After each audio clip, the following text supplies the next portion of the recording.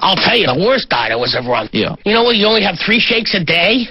They say, oh, after a week you won't be hungry. Oh, no. After a week I was hallucinating.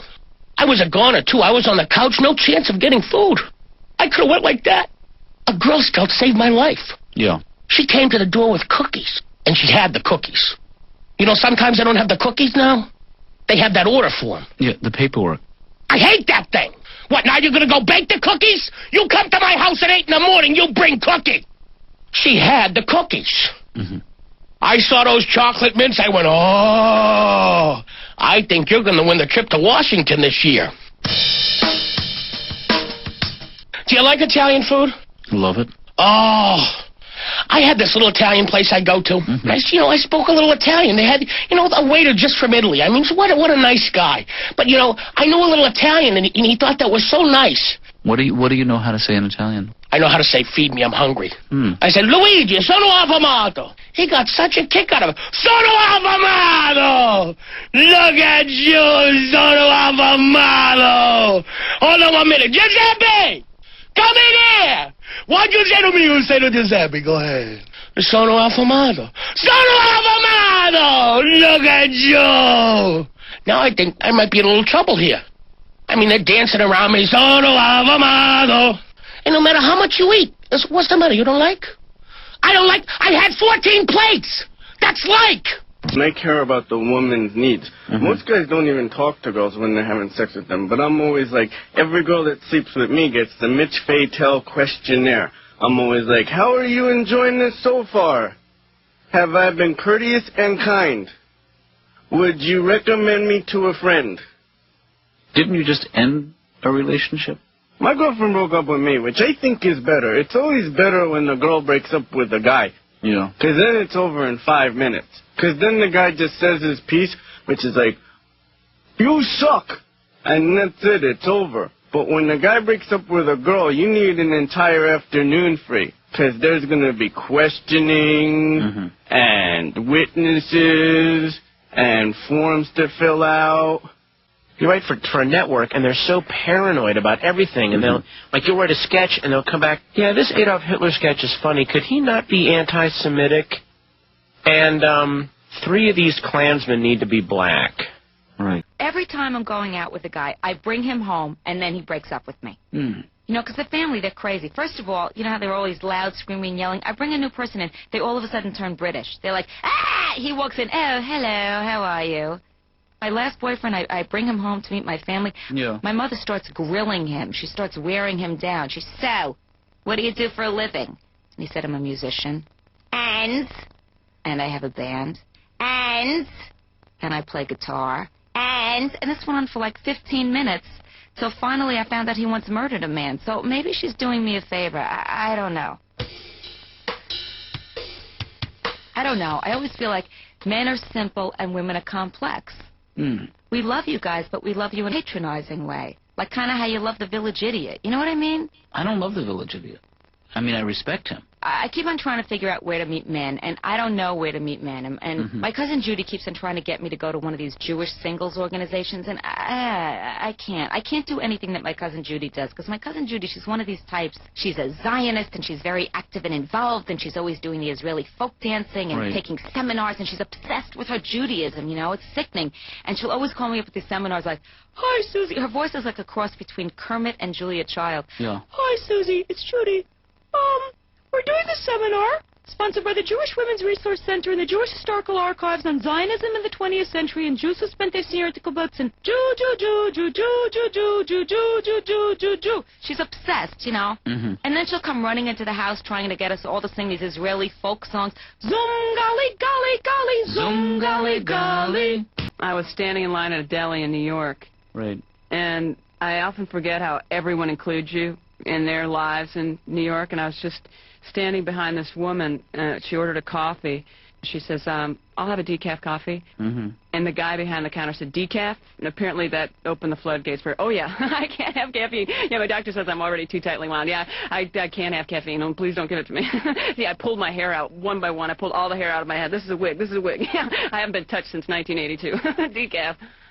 Right. I notice that people who have kids, they always say the same thing. hey, look, you gotta have some kids. Gotta have some kids. Let me tell you now, kids, they're a lot of work, but they're worth it. But I noticed something. They never look you in the eye when they say that. Right. And it's always, hey, kids, they're a lot of work. But they're worth it. Well, I hang out all the time. I know my friends who have kids, they never want to go anywhere with us. We're like, hey, come on, guys, let's go to the club or something. Nah, we can't go. We're going to stay here with the kids. Maybe next week we can go hang out or something. Well, you're going on vacation next week. Well, isn't that nice? That's sweet. That's nice. Where you going? Ooh, Jamaica. Yeah, Jamaica. Yeah, we started to go last year, but Bobby here needed braces. Yeah, Bobby, smile and show them Jamaica, baby. Go ahead. I mean, I've been a comedian for a long, long time, and I always used to complain, it's so stressful. It's such a stressful job. It's so stressful. And then I thought, grow up. Is there any job that isn't stressful? Right. I mean, what job out there doesn't stress you out of your mind? And then one night I was actually performing, and a guy shouted out, bingo caller! And I thought, okay, yeah, there's one. Bingo caller, one. Right. And then I thought, no, wait a minute. Bingo caller?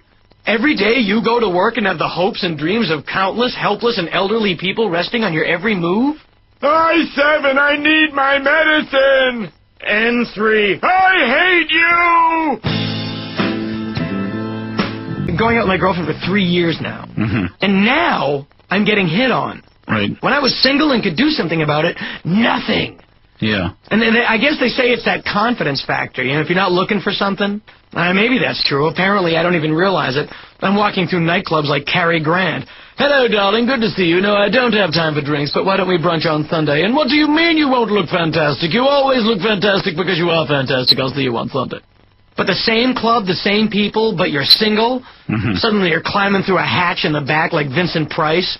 I couldn't help noticing you sitting alone at the bar. Why don't you look at me when I'm speaking to you? I think we need to update the marriage vows. Mm-hmm. I had to stand there in front of God, my family, saying till death do your part.